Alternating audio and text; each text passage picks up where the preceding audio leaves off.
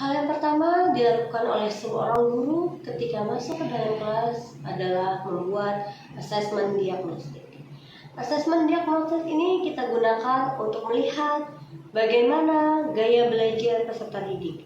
Dan inilah yang saya lakukan dalam pembelajaran IPS di kelas 8 SMP ITB Mukuro Depok pada subbab tentang ASEAN. Pembelajaran diferensiasi yang dilakukan di SMP ITB Mukuro Depok antara lain peserta didik menggunakan Canva untuk menjelaskan tentang karakteristik negara-negara anggota ASEAN. Lalu peserta didik juga menggunakan aplikasi seperti animasi Scratch untuk menjelaskan tentang karakteristik negara-negara anggota ASEAN. Dan peserta didik juga saya bebaskan untuk menggunakan mind map untuk menjelaskan karakteristik tentang negara-negara anggota ASEAN. Bismillahirrahmanirrahim. Wan najmi idza hawa ma dalla sahibukum wa ma huwa wa ma yantiqu anil hawa. Ya, atas apa yang sudah anak-anak pelajari kemarin. Kemarin kita sudah membahas tentang apa, Nak? ASEAN. Apa yang kita bahas tentang ASEAN? Ada yang bisa apa namanya? Yuk, silakan. Ya. Mengenal negara kemarin dipresentasikan beberapa. Oke, mengenal negara-negara ASEAN. Ada lagi?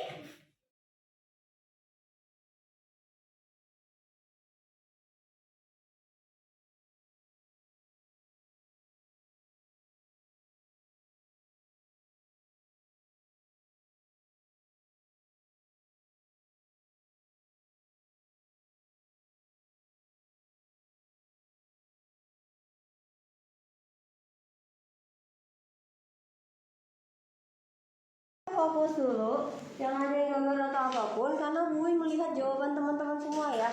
Bu melihat jawaban teman-teman semua. Jadi ketika kita mengerjakan ini, ada beberapa jawaban yang masih belum tepat. Yuk kita bahas ya. Di mana letak ketidaktepatannya, Bu? Nah, kita lihat ya satu persatu. Susah banget ini Bu. Apa aja siswanya? Katanya mau bilang Bu. Nah ini. Ya apa dia betul semua kita salah semua.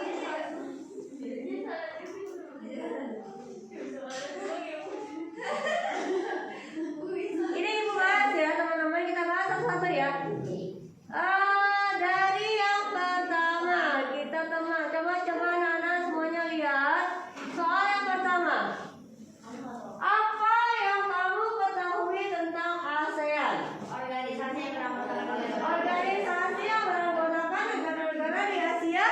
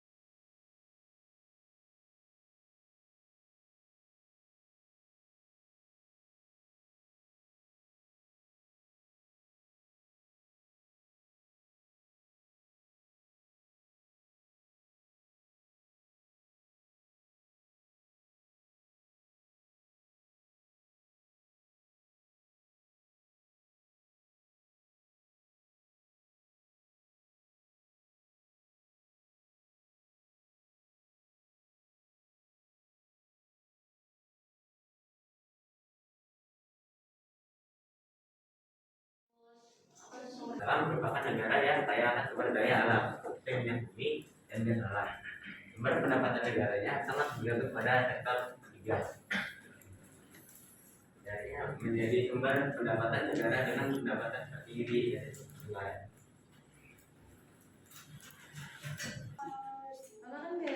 Karena kan kayak obat-obatan Merexeladan, terus Cetapil itu kan pasti dibuatnya perusahaannya di Singapura gitu kan. Kenapa banyak banget di Singapura gitu? Kenapa? Jawabannya apa? Karena sumber daya manusia mereka tuh ternyata banyak banget. Makanya mereka bisa hasil perusahaan-perusahaan yang besar karena sumber daya mereka juga, sumber daya manusianya juga banyak. Yang Ria bagaimana? Apa yang Ria rasakan ketika membuat ini? Hasilnya apa bagi Ria? Hasilnya sih kayak sama kayak bagus ya. Kita dapat banyak pengetahuan juga, terutama di bagian tentang alamnya, terus batas wilayahnya di mana aja, terus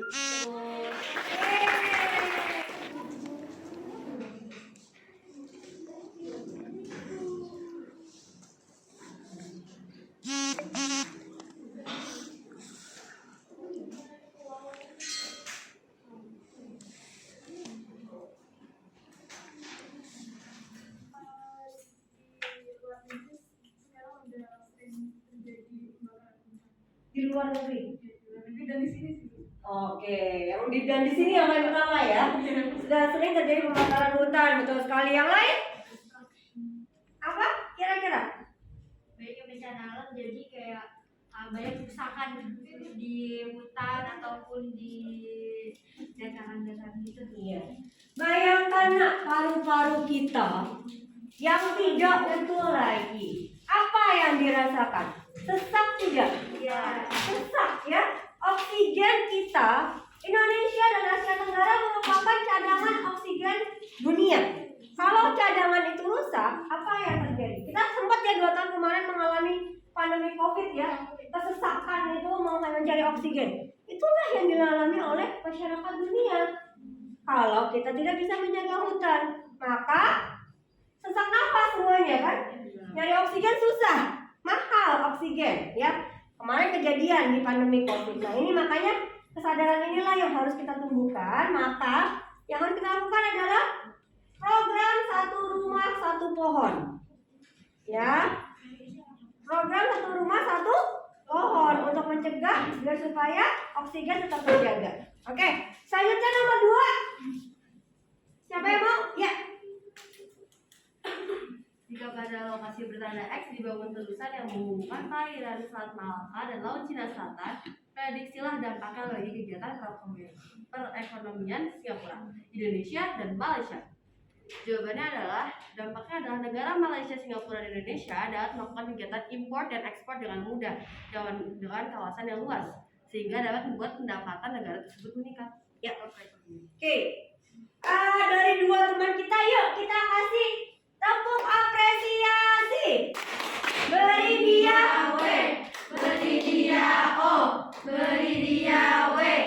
Wow, mantap. Wow, mantap. Anak hebat ya.